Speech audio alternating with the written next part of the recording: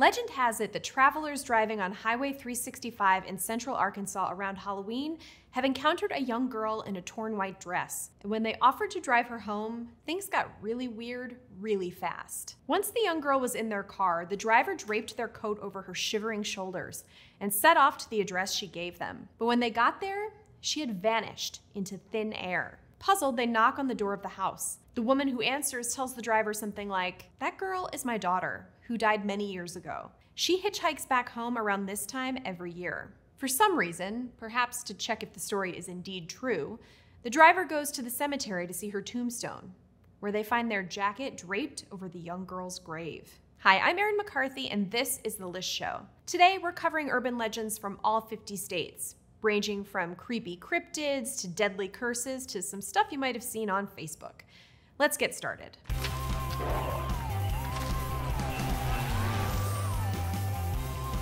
Merriam-Webster defines urban legend as an often lurid story or anecdote that is based on hearsay and widely circulated as true, which is why you often see the same types of urban legends popping up all over the place, with distinct local details providing flair. Take our vanishing hitchhiker, for example. In Hawaii, that hitchhiker takes the form of Pele, the goddess of fire and volcanoes, who is said to appear as an old woman walking along the road. She gladly accepts a ride and then vanishes from the back seat. In Pennsylvania, the hitchhiker is a man in white who once again disappears from the car when they reach his destination. Sometimes the hitchhiker makes a prophetic statement before going poof. In some places, the hitchhiker is combined with another urban legend, La Llorona, the spirit of a weeping woman who cries because she drowned her children. And in Utah, the tale is combined with the Mormon religion's three Nephites. Versions of the vanishing hitchhiker tale involving a car go back to the 1930s, but accounts including carriages, horses, and even two people just walking somewhere date back as far as 1876 and appear in places as far-flung as Russia and Korea. According to folklorist Jan Harold Brunvand in his book The Vanishing Hitchhiker, American Urban Legends and Their Meanings, urban legends are essentially modern folklore, realistic stories concerning recent events or alleged events with an ironic or supernatural twist. They are a unique, unself-conscious reflection of major concerns of individuals in the societies in which the legends circulate, at the point in time when they're told. Importantly, in addition to being spread through word of mouth, they're often spread by the media. Because of all of this, urban legends can be pretty repetitive. So we've tried to dig a little deeper for most of the stories we're featuring here. But we're also going to talk about some of the classic urban legends you probably know, whether you heard them through the grapevine, found them on social media, or discovered them via the classic 1998 film Urban Legend and its 2000 sequel, Urban Legend's Final Cut, both movies that I enjoyed a lot. Now, back to the States. When you think about a mythical stairway to hell, chances are you don't picture it in North Dakota. But according to urban legend, that's precisely where it's located. In Tagus, to be exact, at the ruins of an old Lutheran church. Go figure. The church burned down in 2001, but it's been rumored to have been a hotbed for satanic activity involving everything from cannibalism to human sacrifice. Its reputation was so notorious that Charles Manson supposedly claimed that if he ever got out of prison, that's where he planned to go. As for the stairway, it was said to be underneath the church, and although now there's just a memorial to mark the site, some claim that if you get close enough to it, you can hear the screams of the damned as they descend deeper into hell. It's all pretty creepy stuff, but the town of Tagus is interesting too. It was founded in the early 1900s, but has since become a ghost town. You can still visit it, and those who have reported feelings of simmering dread as they walk past the vacant houses and rusted out cars that are all that remains of the old community. Just be careful not to rouse the hellhounds. Those are said to roam the empty streets too, snarling and snapping at whoever dares to overstay their welcome. Why visit a ghost town when you could catch a late-night cruise on a ghost ship instead? Over in Wyoming, there's said to be a haunted liner that sails along the North Platte River. Known as the Ship of Death, it appears after a thick, ominous mist rolls over the water, and both the boat and the crew are said to be covered in frost. According to legend, if you spot it, it means that someone you love dearly will die the very same day. The crew supposedly appears on the deck, gathers around a canvas sheet that's draped over a body, and slowly draws back the canvas to reveal the identity of the soon-to-be deceased. The ship was supposedly first sighted back in 1862 by a trapper whose wife or fiancé died shortly thereafter, but eyewitness accounts of this supernatural vessel go well into the 20th century. And it's said to appear about every 25 years or so.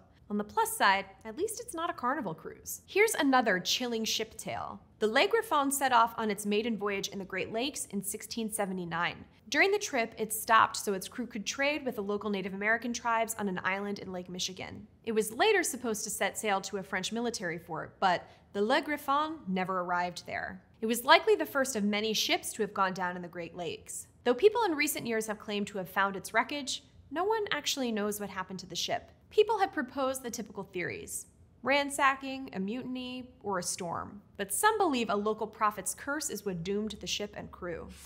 The winter of 1697 was rough in Maryland. Crops failed, livestock died, and people perished from the flu. But as the story goes, instead of blaming the weather or a stroke of poor luck, the townspeople pointed fingers at Moll Dyer, a former indentured servant. She was an elderly woman often spotted begging and foraging around the fringes of society. The people decided she was a witch and was to blame for all the misfortune their town had recently suffered. Shortly after Dyer was driven out of town, her body was found frozen to a boulder. It's said that her handprint remained on the rock long after her corpse was removed, and anyone who touches the stone is said to fall ill. People have suggested that Dyer inspired the Blair Witch Project. Colorado's Riverdale Road doesn't sound like a place you want to find yourself anytime soon.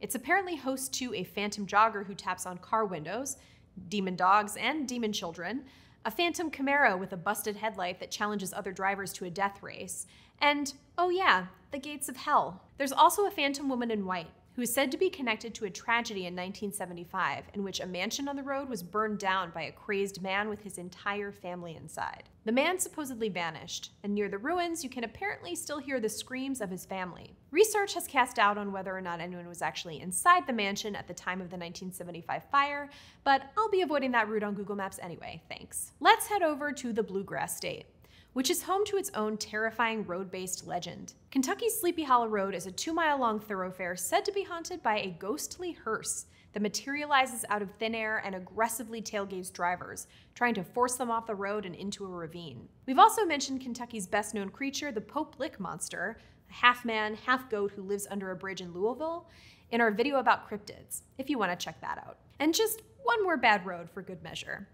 In 2016, emails and Facebook posts began popping up in the Ames, Iowa area, warning women drivers to beware of stopping should they see what appeared to be a body in the road. The posts went a little something like this: bizarre punctuation and spelling mistakes, very much original. Warning, women. A coworker was driving back from Ames and saw something laying in the road about the Jefferson area. As she got closer, she noticed it was a body. She kept going and called 911. The officer called her back later and said she was lucky she did not stop because there was 2 guys waiting in the ditch to mug her. I also had a man try to flag me down between Boone and Ogden. So if this happens to you, don't stop and call 911. They are also using dolls in car seats to get women to stop. Repost this to warn others. This is real, Iowa people.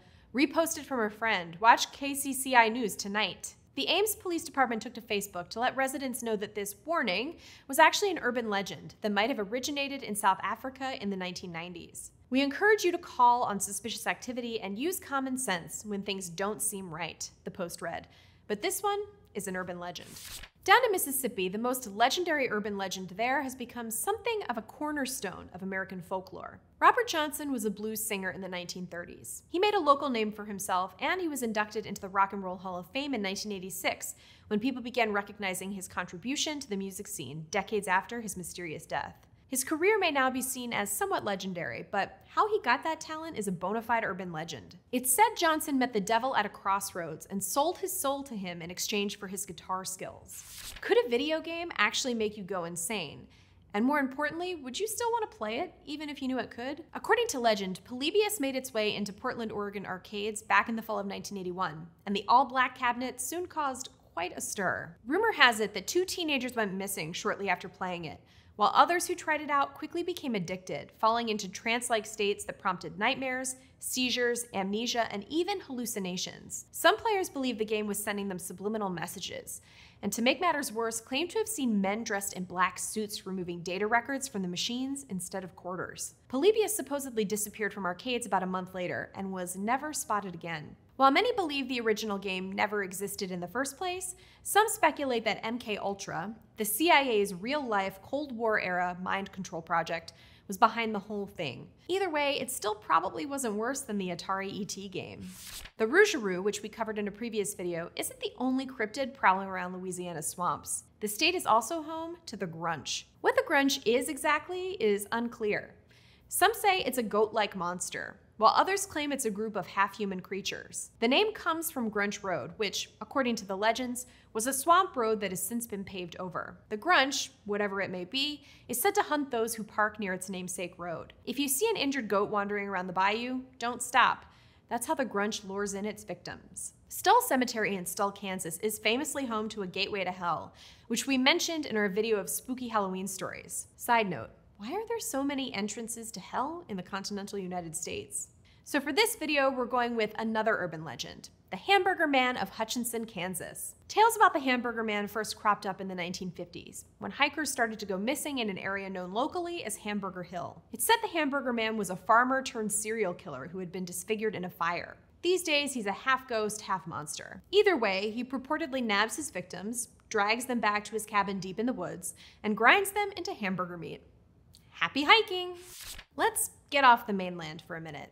Morgan's Corner on Nu'uani Pali Drive in Oahu is supposedly haunted, and it was actually the site of a real-life murder. In 1948, 2 men escaped from a prison and murdered a widow in her bed. Morgan's Corner is also said to be near the site of an urban legend that many of you might recognize. Here's how the story usually goes. A boy and a girl are parked under a tree at Morgan's Corner late at night, but when the time comes to head home, the car won't start. So the boy leaves to go get help, despite the fact that the girl does not want to be left alone. She starts to hear all kinds of strange noises like thumping and scratching on the roof, and she's so scared she hides on the floor of the car until morning. The police eventually arrive and take her out of the car, warning her not to look back. When she does, she sees her boyfriend hanging from the tree, toes scraping the roof of the car. In The Vanishing Hitchhiker, Brunvand says that this particular tale, which was popular among teens, was first collected in 1964 from a student at the University of Kansas. In some versions of the story, the boyfriend has actually been decapitated and is hanging upside down. Instead of his toes scraping the roof, the girl hears the drip, drip, drip of his blood on the roof all night long. And when the police come and she turns back and sees her dead boyfriend, her hair turns white. The tale is apparently related to another older urban legend you might be familiar with, the Hook.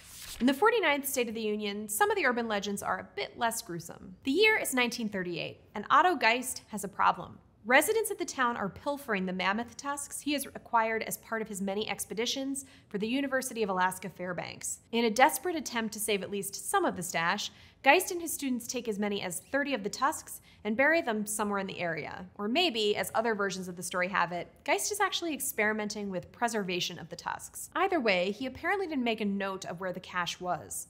And since everyone involved in the burial is long dead, the location of the tusks has been lost to time. That's the legend, anyway. Multiple searches over the decades, through both archives and in the field, have unearthed some tantalizing clues, but so far, no tusks, which, if found, could be worth up to $1 million, depending on their condition. You've probably heard about the Bermuda Triangle before. But did you know that there's another one, said to be located right in Oklahoma? Reports of strange events in Beaver Dunes Park go all the way back to the 16th century, when 3 Spanish conquistadors supposedly vanished in a flash of green light as they searched for gold in the dunes. Over the years, there have been other strange disappearances too. Some believe that people slip into another dimension, while others suspect a UFO crash might be to blame, as military personnel have allegedly been seen digging inside the dunes. Native Americans were said to have avoided the area completely and referred to it as the Shaman's Portal. But so far, no conclusive explanation has ever been given for the bizarre events that are rumored to happen in the 520-acre park. Stories about a vampire lurking in Richmond, Virginia's Hollywood Cemetery have been around since the 1920s, but this nightcrawler isn't exactly of the Bela Lugosi variety.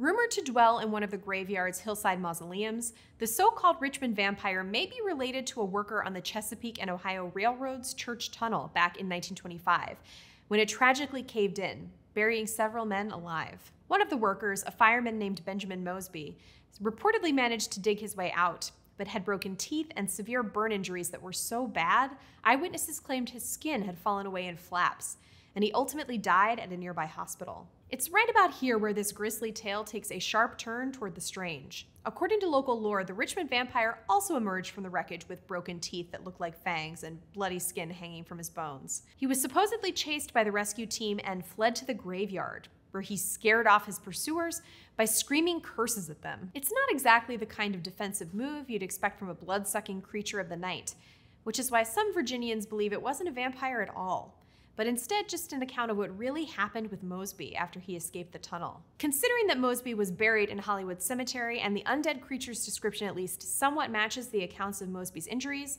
they may be onto something. Ohio is home to another classic monster tale. Turns out you don't have to go to London if you want to see a werewolf.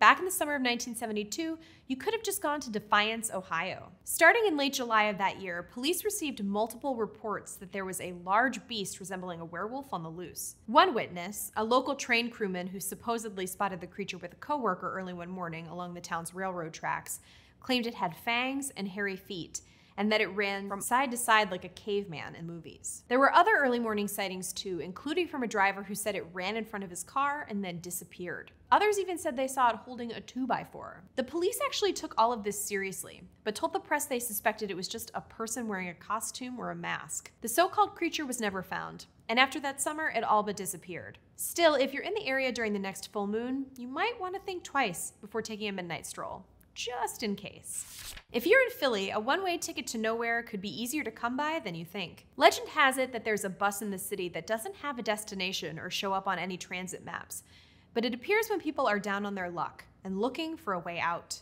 You reportedly have to wave the bus down to make it stop, and you only have one chance to catch it, or else you'll never see it again. The ride can last for hours, days, months, or potentially even years, because once a passenger sits down, they're said to fall into a deep state of reflection and don't emerge from it until they've faced their demons and figured out how to fix their problems, at which point they just tug on the cord. Then the bus, which locals call Zero, drops them off exactly where they first got picked up, and with any luck, their next destination is a much happier one. Speaking of cities, if you're heading up to Providence, Rhode Island, and you're feeling a little thirsty, you might be tempted to take a sip from the fountain outside the Providence Athenaeum, which is emblazoned with the message, "Come hither, everyone that thirsteth." But before you do, you might want to know about the little curse that's involved. You see, the nearly 200-year-old Athenaeum was once a favorite haunt for some famous writers, including Edgar Allan Poe, who spent time there when he visited the city back in 1848. But before he left, Poe allegedly put a hex on the fountain. According to legend, if you drink from it, you're either bound to return to the city or you'll never leave it again. The curse kind of varies depending on the source. One thing everyone can agree on, though, is that this story probably isn't true, given that the Gothic Revival-style fountain wasn't built until 1873, a full 24 years after Poe's death. Okay, so lately we've talked about werewolves and cursed fountains and a ghost town that was apparently pretty high up on Charlie Manson's dream vacations list. But you know what we haven't really talked about lately? Love.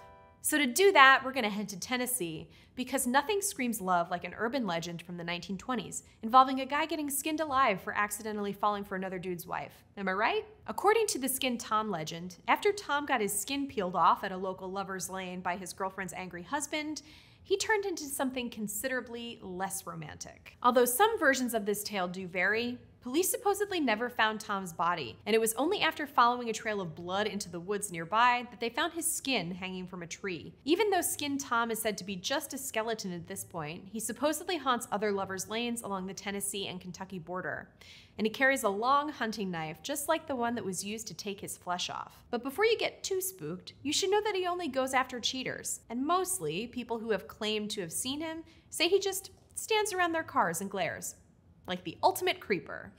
Idaho's Payette Lake is said to be the home of the Nessie-like creature known as Charlie. But that urban legend is child's play compared to the water babies of Massacre Rocks near Pocatello, Idaho. According to legend, there was once a terrible famine in the area, and some members of local Native American tribes opted to drown their infants rather than let them starve. In the tamest version of the legend, you merely hear these babies crying when you sit near the water. But in others, those babies actually survived by growing gills. Supposedly, they still lure unsuspecting people to their deaths. We don't know exactly how many people died while working on the Hoover Dam. Some estimates put it at 112, while others say 96. We can, however, say with certainty how many people are buried in it. 0. Though it's claimed that there are corpses concealed within the concrete, no one is actually buried in the dam. Pouring the concrete was a precise, multi-person job, so it would have been impossible for someone to stuff a dead person into it without anyone noticing. But that hasn't stopped this urban legend from spreading all across the Silver State. Up until a few years ago, people in Augusta, Georgia had to beware of a 10-foot-tall pillar on 5th and Broad Street that was said to be cursed. Legend has it after an evangelist was forbidden from preaching there, he threatened that a great wind would destroy the place except for one pillar, and that whoever tried to remove this remaining pillar would be struck dead, in the words of Yearbook of the City Council of Augusta, Georgia of 1977. Soon, a storm, or a tornado, reports vary, did just that. Supposedly, several attempts to remove the pillar ended with people dying in horrific ways. Eventually, it was said that anyone who so much as touched the pillar would meet an unpleasant end. The pillar got a taste of its own medicine in 2016, when it was destroyed by a vehicle collision for the 3rd time. It hasn't been rebuilt, though apparently a stump, which locals are still wary of, remains. As the saying goes, everything is bigger in Texas, and the same is true for its urban legends. The Lone Star State has its fair share of myths you've probably heard of before. But La Lechuza is one that might have flown under your radar, and in more ways than one. La Lechuza, or the witch owl, comes from Mexican and Tejano folklore, and it's said to be a woman who can turn herself into a giant 7-foot-tall white owl with a 15-foot wingspan and glowing red eyes. The creature prowls the Rio Grande Valley at night. In some versions of the tale, she's a witch who was murdered by local villagers for practicing black magic. But in others, she's just a mom looking to avenge the death of a son. Some believe there can be more than one, and that the owls are real owls that have just been trained by witches to carry out their evil spells. According to most versions of the story, though, the La Lechuza can draw people in by sounding like a crying infant, and that's when it strikes. It's said to be powerful enough to snatch up grown men and carry them off into the night. If you want to survive, praying might help, or you could just stay inside your house until morning, because that's when the La Lechuza reverts back to its human form. Speaking of terrifying women, let's head down to John Denver's favorite state. The Mothman isn't the only urban legend you'll hear about around here. Screaming Jenny is another creepy one, supposedly dating from the mid-1800s. According to the tale, a young woman with no family ended up squatting in an old storage shed along the Harpers Ferry Railroad Depot. One cold autumn night, she lit a fire inside to warm up and ended up accidentally setting herself ablaze. Panicked and shrieking, she ran outside and headed straight for the railroad tracks, hoping that someone would see her and put out the flames. But because she was essentially a ball of fire at that point, she didn't notice there was a train coming right at her until it was too late. About a month after Jenny's untimely passing, another train operator passed through the area and claimed to see a giant ball of fire along the tracks. He also failed to stop the train in time, but when he got out, there was nothing there. No fire, and most importantly, no bodies either. Residents of Harpers Ferry to this day claim that you can still spot Screaming Jenny on the anniversary of her death, engulfed by flames and desperately trying to find someone who will help her. Not all urban legends have to be doom and gloom. Take the ones surrounding Indiana's iconic car race, the Indy 500. According to one urban legend, a tourist driving through town got caught up in the race traffic and ended up in the race's infield. According to another, a rabbit on the track means good luck for the racers. If you are looking for a creepy urban legend, though, feel free to read up on the House of the Blue Lights, in which millionaire Skiles Edward Test was said to have kept his dead wife encased in a glass coffin surrounded by blue lights in his house. The only problem with that one? All 3 of Test's wives outlived him. I don't know about you, but I'm ready for another scary ship tale. When the Carroll A. Deering wrecked along the coast of the Outer Banks in the winter of 1921, the ship was mysteriously empty. No one knew what happened to its crew. People suspected a mutiny, or perhaps a crash with another ship. Then, that spring, a message discovered within a bottle stated that the crew had been captured by another boat, leading people to believe pirates were the cause. News then spread that Bolsheviks were to blame, and that the ship was caught up in their plot to steal ships and crews and smuggle them to Russia. That theory was later debunked, however, and the person who discovered the message in the bottle was revealed to have written it in an attempt to get a job at the Cape Hatteras Lighthouse. To this day, no one really knows what happened to the people aboard the Carroll A. Deering. But if you're thinking, that doesn't sound that urban legendy to me, let me just say 2 words. Bermuda Triangle. Yeah, there we go. Supposedly the ship passed over that area of the ocean. In March of 1985, a terrible accident occurred on a bridge just outside of Siren, Wisconsin. It was snowing when Richard and Rose Kringle, who were traveling in their pickup with their 8-year-old daughter Jody, reportedly hit a patch of black ice. which sent their vehicle through the bridge's guardrail and into the swampy creek below. All 3 tragically died as a result of the accident. But that's not where the story ends. In the years since, locals have claimed that strange things tend to happen when they attempt to cross that same bridge. Beyond feeling uneasy, folks have claimed that their car radios fade out, and then a young girl's voice comes through screaming, "Help me, Mommy, I can't get out." Many point to the Kringle accident and believe it's the ghost of little Jody cutting in over the airwaves. If that's not enough to give you the shivers, I don't know what is. An abandoned water treatment plant in St. Charles County, Missouri, had a pretty dark reputation before it was demolished. It's said a satanic cult would gather there during the weekends and decapitate chickens. Police did find traces of satanic symbols around the property, but they believe it was likely from local teens trying to imitate the rituals that allegedly took place there. An abandoned factory dubbed the Cataclysmic Domes near Franklin, New Hampshire, was rumored to be another site for Satanists. People said the graffiti adorning its walls were a sure sign of the occult. But as it turns out, some of the illicit artwork and the site's ominous name came from a local band called the Cataclysmic Domestics, who graffitied the site in the late 60s while taking pictures for their album cover.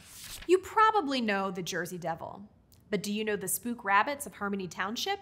They're more Killer Rabbit of Caerbannog than Peter Cottontail. In the late 1800s, locals were alarmed when their hunting dogs returned home covered in blood and scratches. Naturally, they blamed killer bunnies, which for some reason seemed to be unhuntable. And even though one level-headed person proposed that it was probably just thorny shrubs and brambles that scratched the dogs, people still insisted the murderous spook rabbits were to blame. You might remember Homie the Clown from In Living Color, but for Chicago kids in the 90s, he was the boogeyman. In 1991, kids in neighborhoods across the city reported a man dressed as Homie trying to lure them into a vehicle, which was variously described as a red, white, brown, or blue van with the words "Ha Ha" written on the side, with candy and cash. Police took the reports mostly seriously, with one officer telling the press, "If you're a clown going to work, you're gonna get stopped." The Chicago Tribune noted that the reports, which came mostly from kids, were tumbling out from different parts of the city, like clowns falling out of a Volkswagen. Thanks to the discrepancies in the reports, police theorized that there might have been one or more phony homies roaming the streets, according to the Tribune. No real homie was ever apprehended. Vermont is known for its cold winters, but back in the day, those terrible storms could drive folks to do some pretty questionable things. Case in point, the legend of the Frozen Hill People. According to the tale, Vermonters who were strapped for cash back in the late 1800s and looking for a way to save money on food and heat would drug their old and sickly relatives and toss them outside in the snow. Those people would freeze, of course, but then, come spring, their relatives would venture outside and just thaw them out until they were good as new again. The story gained some traction thanks to an article that was published in 1887 on the front page of the Montpelier Argus and Patriot newspaper, from a reporter who claimed to have found an account of this gruesome ritual in his uncle's diary. Beyond that, there's really no evidence that any of this ever took place. But if the Vermonters' heating and grocery bills were as bad as ours have been the last couple of years, there might be a grain of truth to it somewhere. You won't find Langville, Montana on any maps. That's because Langville doesn't exist. But since the early 2000s, people have been convinced the small town was once real. It's said the whole town mysteriously disappeared overnight, with all traces of its history vanishing with it. Some also say the town and its residents were turned inside out, but no one really knows what that even means.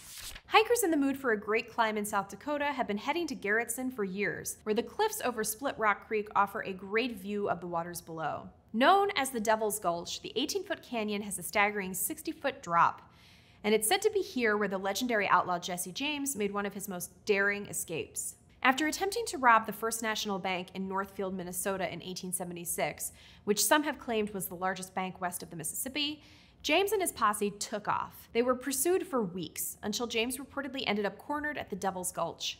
Rather than be captured, he and his horse leapt across the 18-foot gorge and somehow made it to the other side. Although it seems unlikely that anyone could survive a jump like that, many locals do believe it could have been possible, provided he had a really good horse. Because of that, the legend of Devil's Gulch remains a big part of the lore surrounding James and the notorious Northfield raid. Roswell isn't the only New Mexico site with an extraterrestrial reputation. Above ground, Dulce, New Mexico seems like a typical town.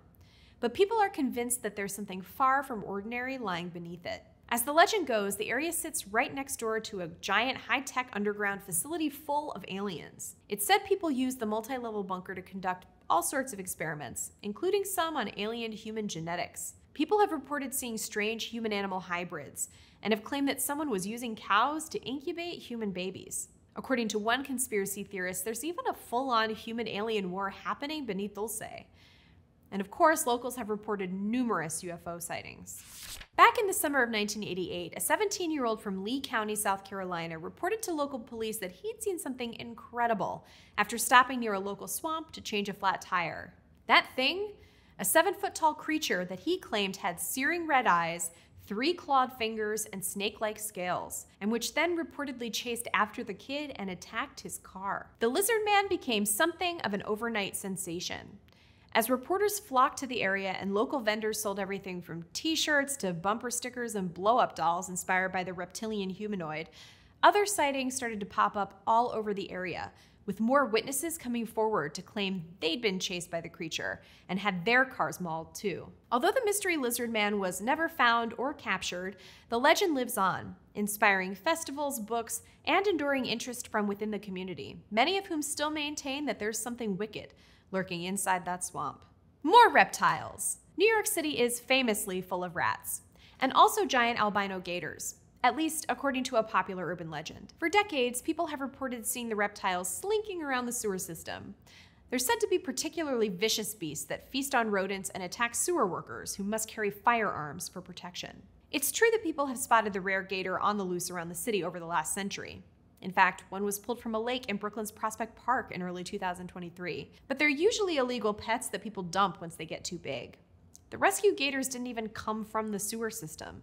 The water is too cold and toxic for them down there, and a diet of city rats and raw sewage would be dangerous for them as well. That said, according to Brunvand, there has been at least one reliable account of a full-grown alligator dragged from a New York City sewer. The incident occurred in February 1935. Teens were shoveling snow into a manhole on East 123rd Street when one of them spotted the gator. After the kids pulled the gator from the sewer, it got understandably cranky and snapped at them, at which point they killed it. Reptiles slain by rescuers when it gets vicious, the Times proclaimed. Whence it came is a mystery. If you're out on a boat on the waters off of Delaware's Cape Henlopen State Park at night, you might think the blinking light you're seeing is a lighthouse, but you'd be wrong. There's no lighthouse there.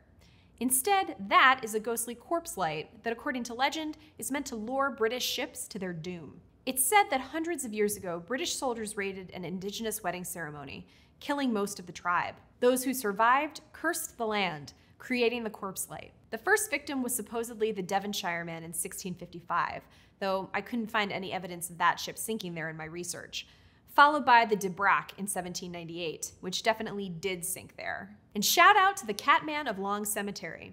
This is apparently the ghostly former caretaker of the graveyard who, in life, had cat-like features and still watches over the grounds. According to legend, he chases rowdy teens out of the cemetery, and if you knock 3 times on the rear cemetery wall, he'll mess with your car so you can't leave.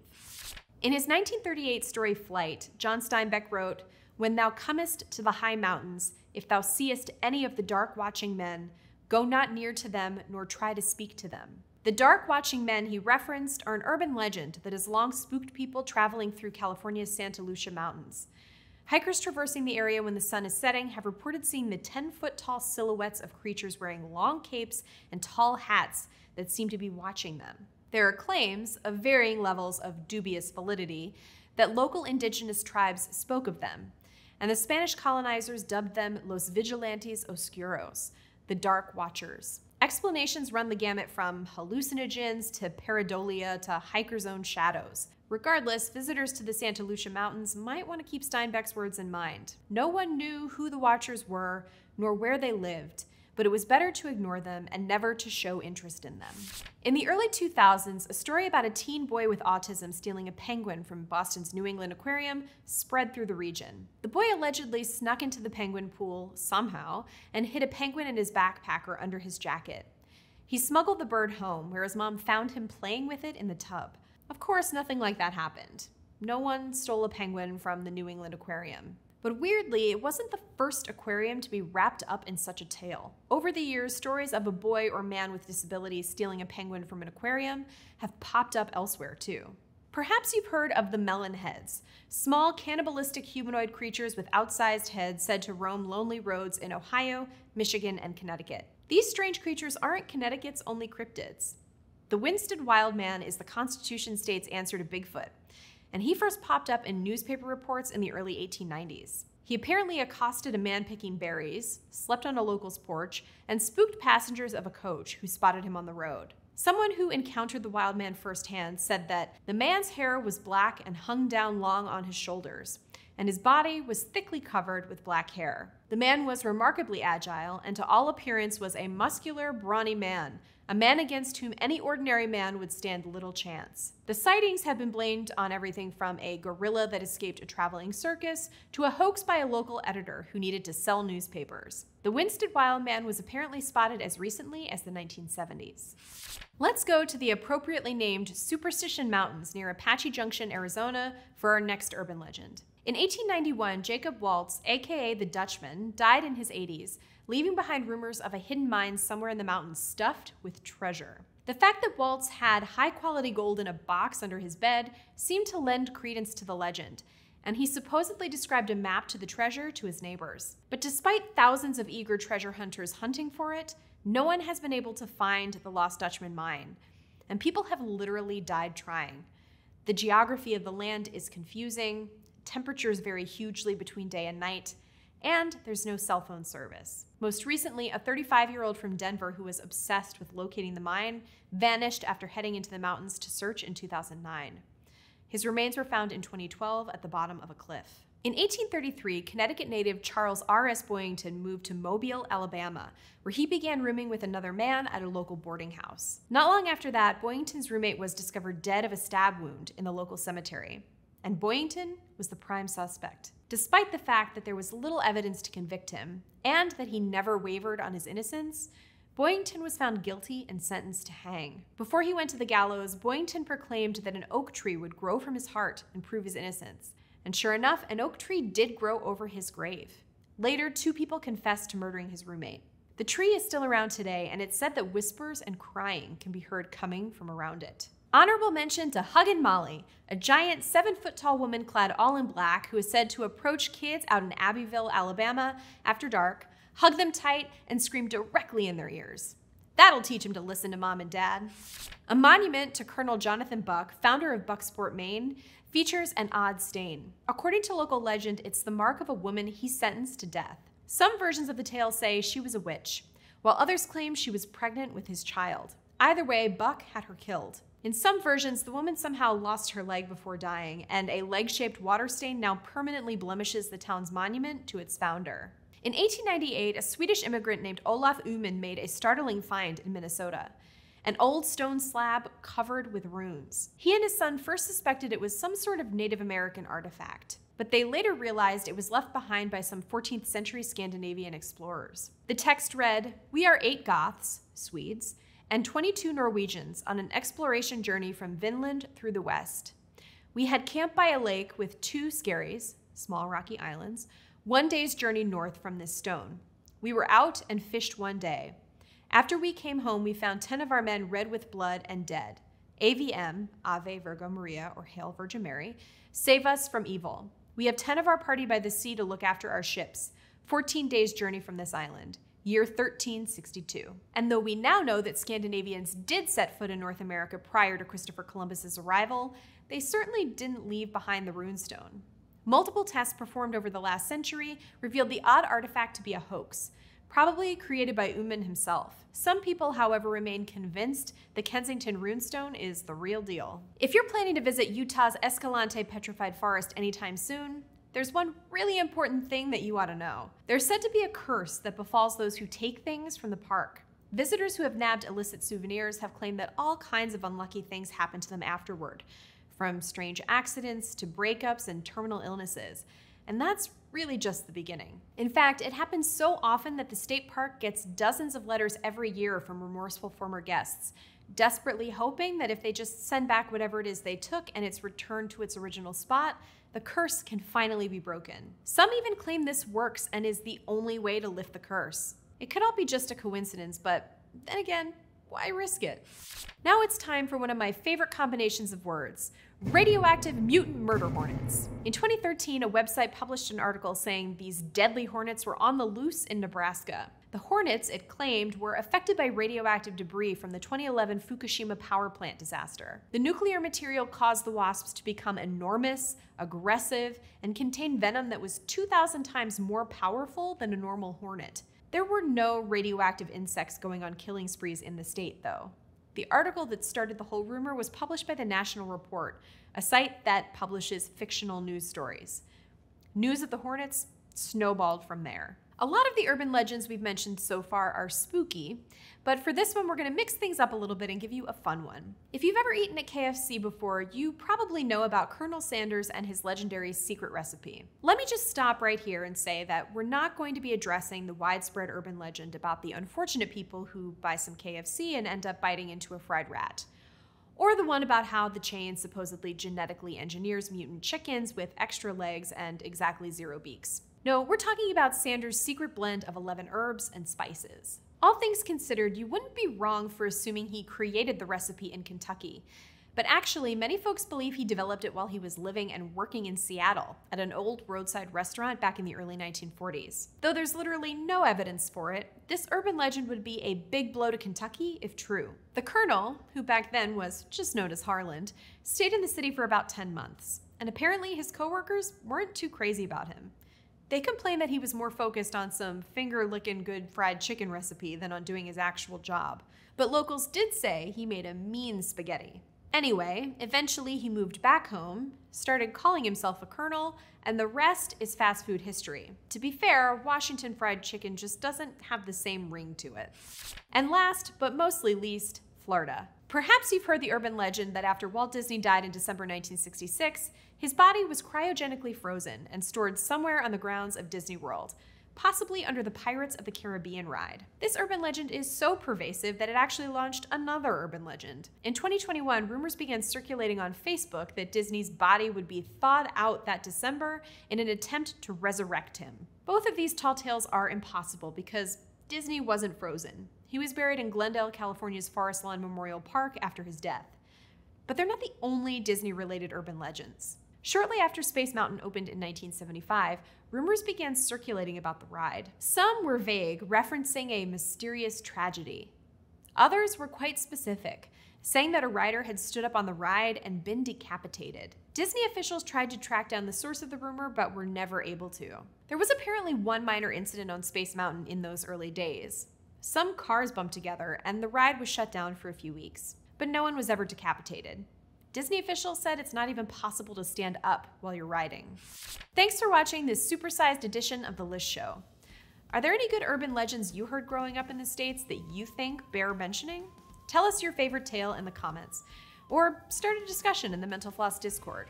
The link is in the bio. I'll see you next time.